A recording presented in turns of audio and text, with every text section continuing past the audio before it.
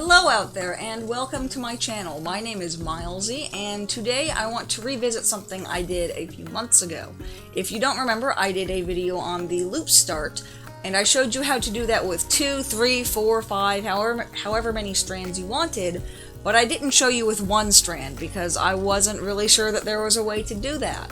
But that became a topic of discussion in the live streams, and someone said that they actually did see someone do a loop start with one strand, so I decided to think about that, and I've been thinking about it for several months now, and I think I've actually finally cracked it. So I'm going to show you guys what I have come up with, and we are just going to use our needle here with a single strand of floss, and I've done a little bit here because this is actually my second take on doing this, but that's fine.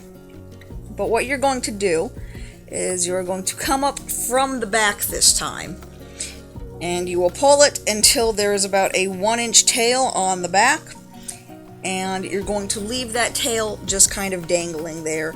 We will cut that off later. And now we're going to go back through the same hole, and we'll come through and leave a loop about that big. It's pretty small, but it's there. And then we're going to come up through the opposite corner, just right here. Put the loop over the needle, so that the needle is going through the loop, and pull it through, just like this. And then we're going to put the needle back through the same hole.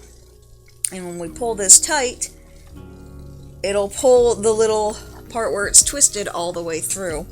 And then you can just stitch as normally, just like this.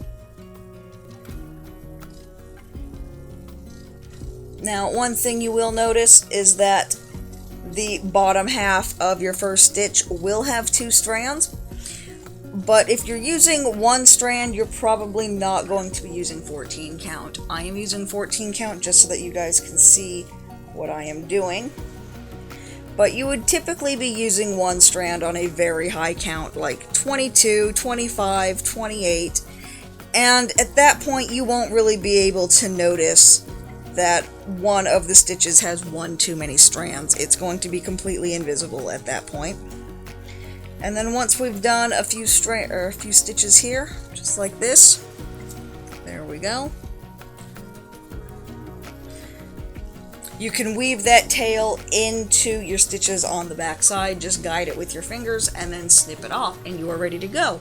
There are no knots, no tangles, no mess in the back. It's a regular loop start just like any other type of loop start now at this point, so that should keep your backs looking nice and even and tangle free, which makes it easier to put the needle through when you're getting into the really confetti filled full coverage stuff.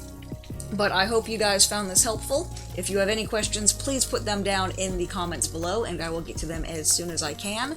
But thank you guys so much for liking, commenting, subscribing, all that fun stuff.